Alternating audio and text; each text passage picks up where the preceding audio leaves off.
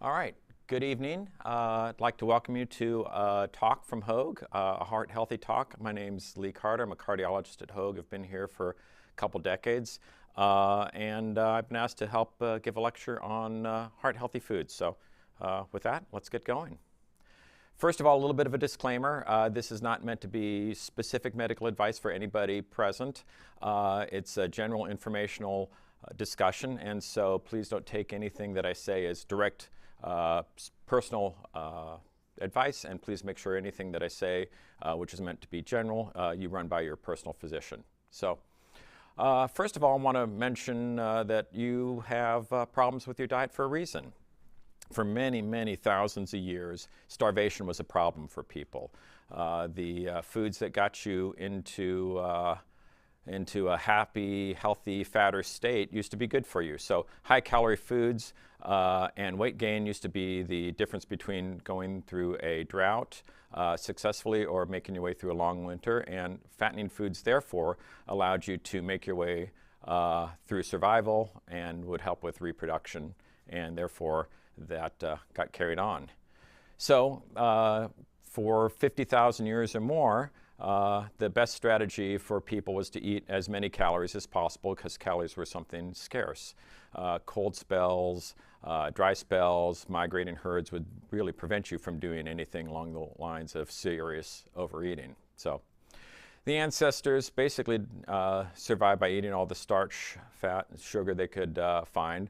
And as you see, I've got a whole list of unhealthy foods that they didn't have. So they didn't have the chocolate croissants, double cheeseburgers, fettuccine Alfredo, things like that that would get them fat. And so they didn't have to really worry about eating too many of these things. So they ate vegetation, they eat lean grass-fed meat, some fruits, and some water.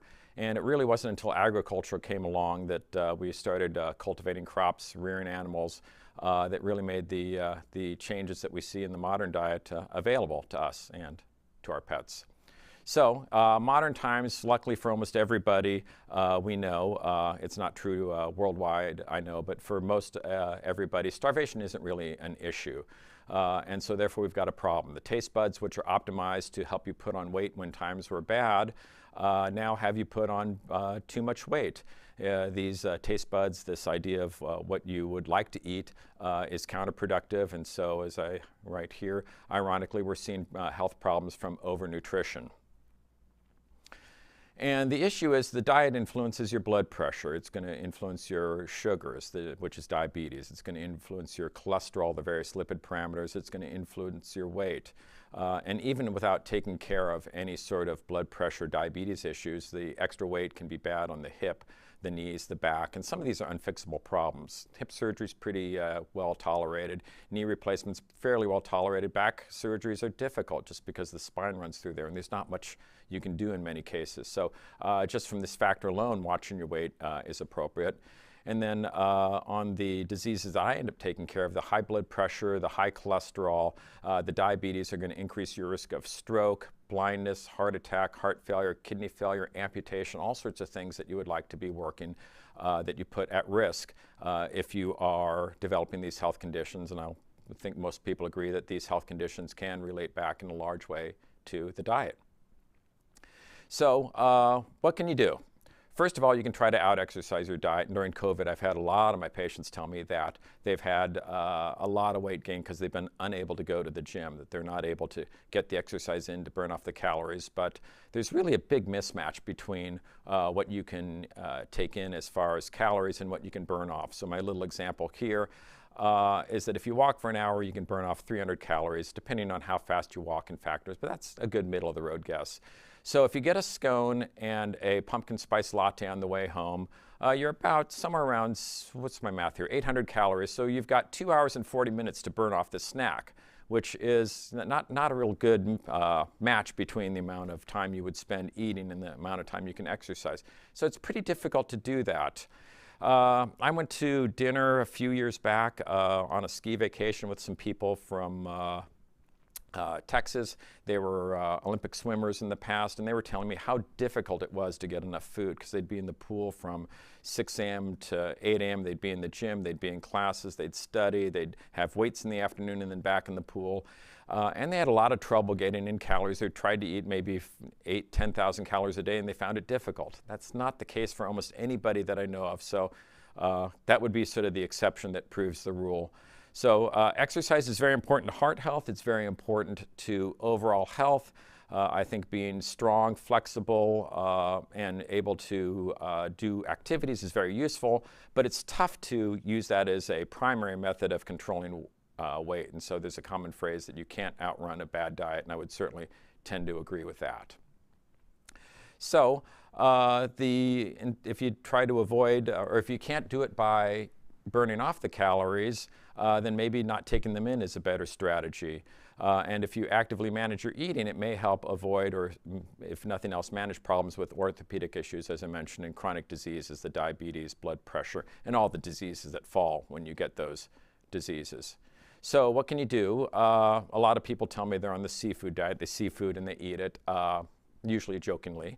But some people, I think, truly do follow that.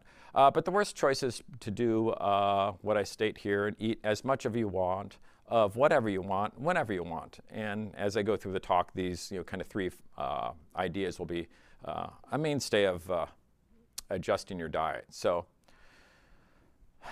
the diet where you eat, I think I covered this already, as much as you want will likely get you into trouble. So that's not a great diet.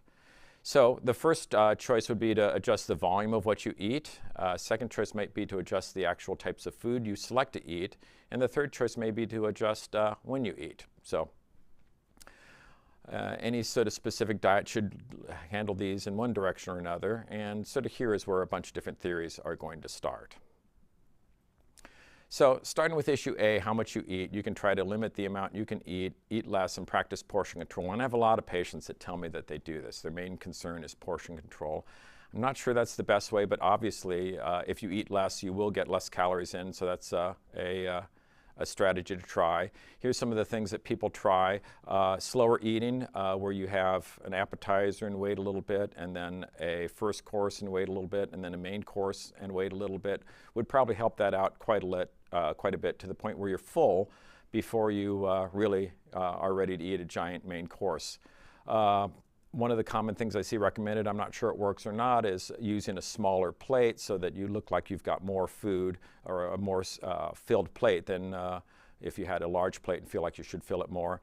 And one of the things I try to do a little bit is healthy snacking. Your mother probably told you not to spoil your appetite. And I know sometimes when I'm going to be around unhealthy food, I'll have a little bit ahead of time to help me manage my portion control.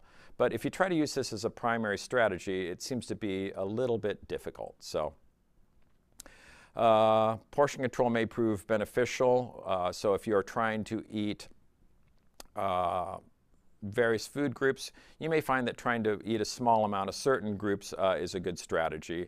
So if you're, like I said here, eating fries, cake, bread, ice cream, things like that, maybe you should try to eat less volume there.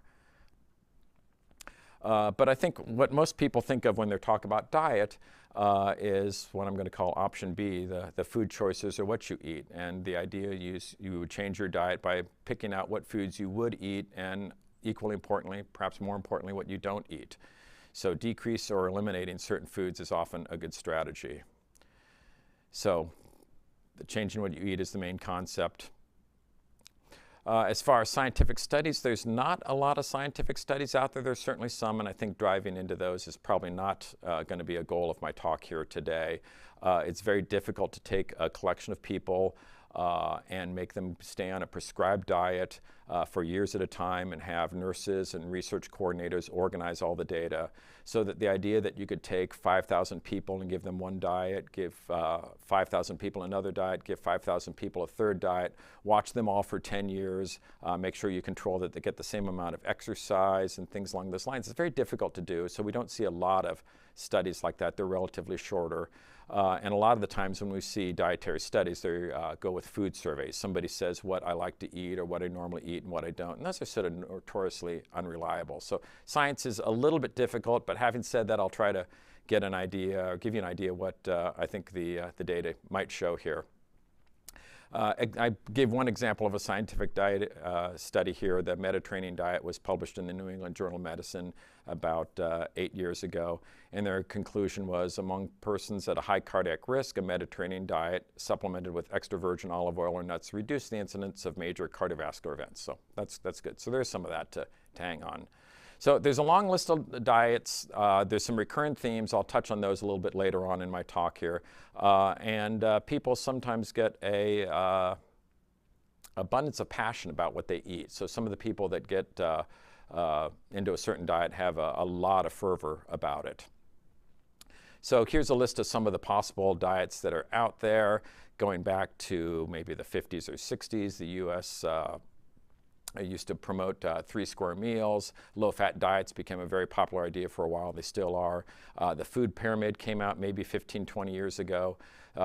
Physicians such as Dean Ornish and Dr. Elliston have had diets. There's been the low-fat Atkins South Beach paleo craze. There's a collection of commercial diets I list there, Lindora, Jenny Craig, Weight Watchers, and some of these have seemed to do quite well. There's the people who like a raw food diet or a vegetarian diet or plant-based diet is a common phrase I hear nowadays. And there's some that are specifically designed for hypertension, like the DASH diet is a diet specifically to help hypertension. The Mediterranean diet I mentioned is looking at the Mediterranean countries, their lower risk of coronary disease, and trying to figure out what that might be and how to emulate that. So sort of the recurring factors here. The Dean Ornish is a very low-fat, plant-based diet. I'll go a little bit more into that in just a minute. The South Beach, the Atkins, the paleo, the keto, the carnivore, which I didn't mention yet, which is kind of gaining a little bit of popularity in some small groups. Very low carbohydrate diet. Then various commercial diets I list there, and then the kind of DASH Mediterranean are trying to be a bit of a balanced whole grain, healthy oil, vegetable diet. So the main thing, like I said in portion B, the main thing that these diets all do is they try to get you to cut out or at least minimize certain food groups. And what I'd recommend is people reading through a collection of diets and seeing what they think they might be able to tolerate, what fits their eye, and see if they can eat along those lines and see which restrictions would be most agreeable to you. The things you most commonly see cut out are grains, refined carbohydrates, fats or oils, meats. Those are the things that most frequently get cut out on these diets. And all the diets, as I say here, remove the eat whatever you want option. So the Dean Ornish diet, very low fat, plant-based, only 10% of the calories come from fat. Very difficult to make this agreeable to a lot of people. He recommends small, frequent meals through the day, which is supposed to keep your metabolism up and keep hunger down. I'll comment a little bit more on meal spacing in a bit.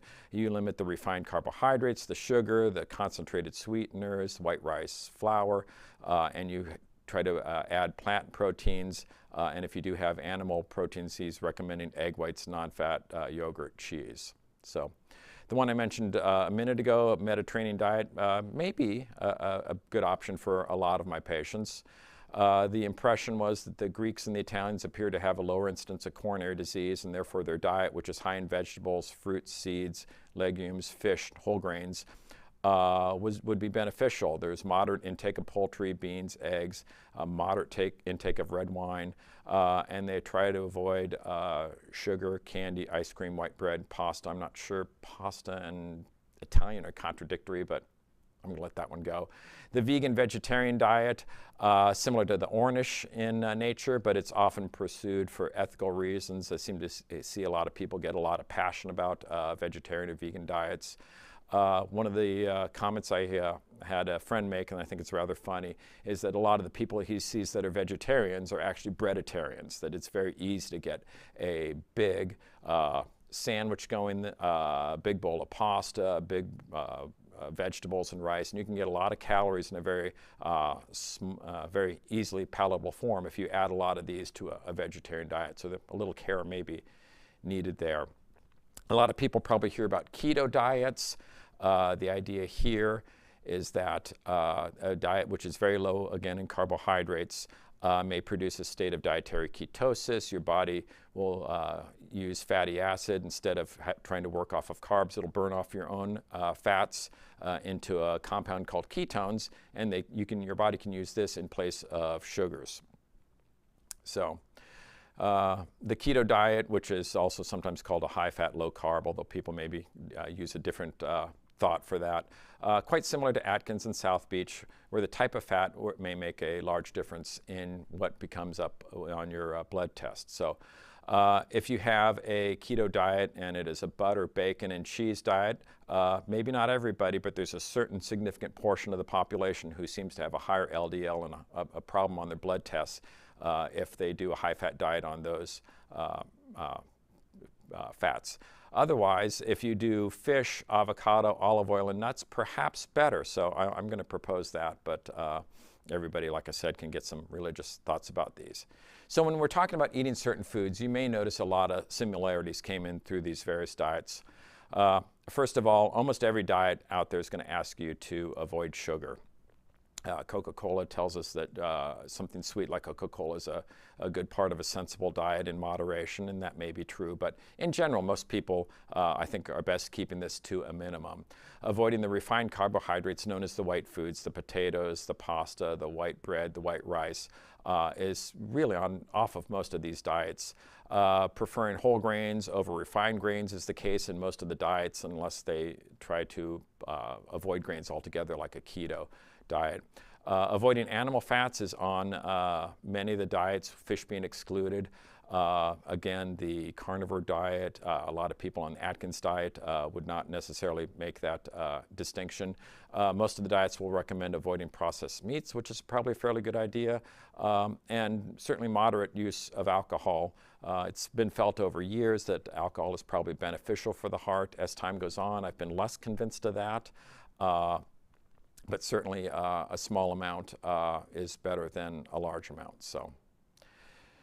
So without any specific diet plan, if you want to just kind of look through your cabinet, look through your meals, and not giving it one particular name, you can sort of take these basic concepts and try to say, I'm not going to eat a lot of sugar, I'm going to minimize my alcohol, I won't have a lot of refined carbohydrates, the bread, the pasta, things like that, also known as starches, and try to minimize some of the animal fats, with excluding fish there. So you can call that whatever diet you like, but that might be a good idea. So we've covered eating as much as you want and eating whatever you want. And so there's a final topic, eating whenever you want. You'll hear a lot of talk about a concept called intermittent fasting recently, and the idea is that you don't eat whenever you want. And I'm going to recommend to most people that they don't start eating at sunrise and have the last snack at bedtime. It may be good to be walking around with an empty stomach for a portion of the day. I hear people describe to me that eating small meals keeps your metabolism up, but I'm not sure that makes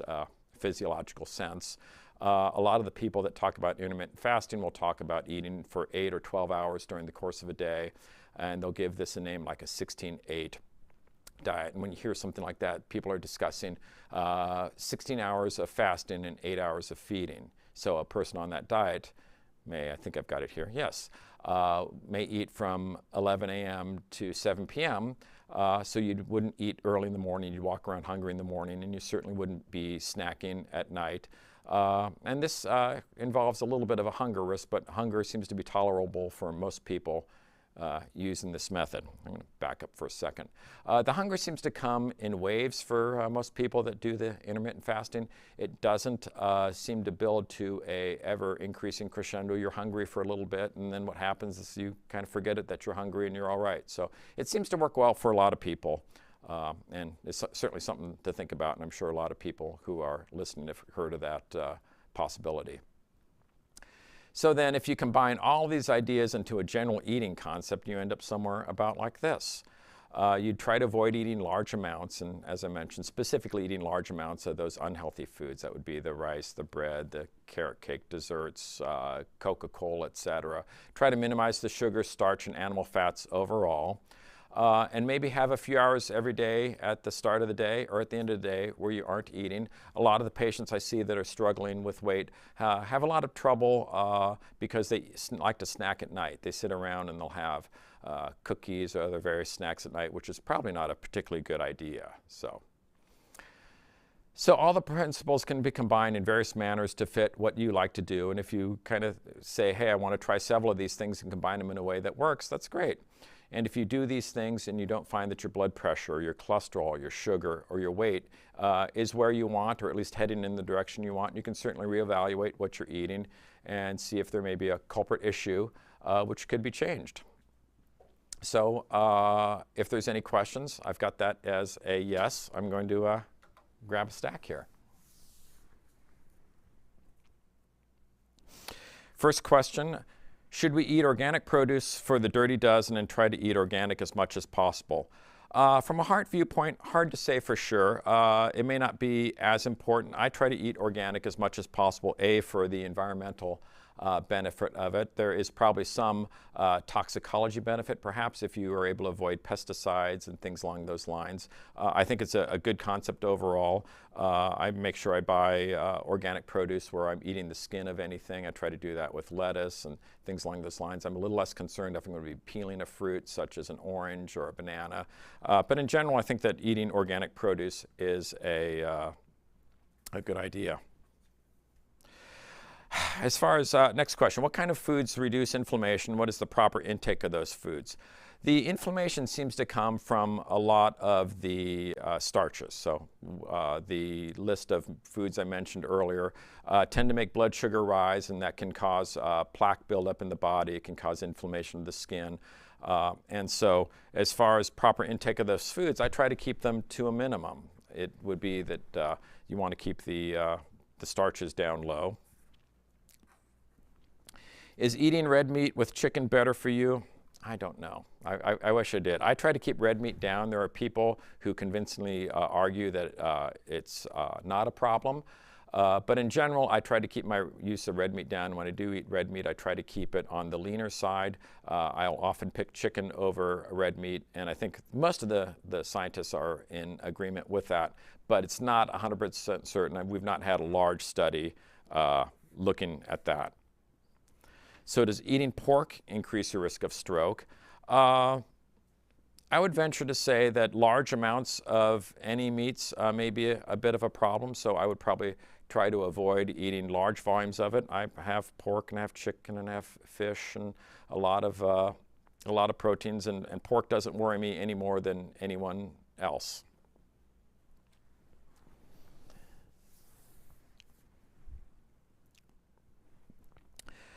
Next question. Since I am thin and have cholesterol readings over 300 in my 20s, and my father died of a heart attack in his 50s, I was told that all fats may increase my cholesterol, not just animal fats. Is that true? In general, probably not. There is very specifically studies that show for people that run high triglycerides that adding fish fat is able to decrease the triglycerides and give a better cholesterol profile. There's a lot of data in the Mediterranean diet, like I said, where you have the use of olive oil, nuts, and see a lot of increase in cholesterol and overall health with that. So I don't try to limit fats. I try to limit my unhealthy fats, which the description I gave earlier there.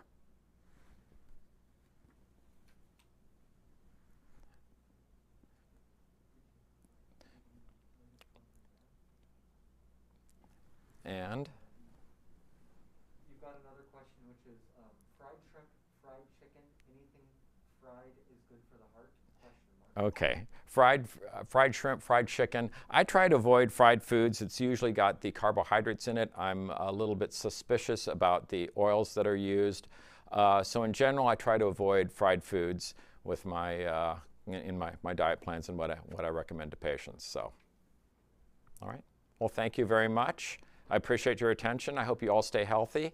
And like I said, if you have specific questions, please ask your physician.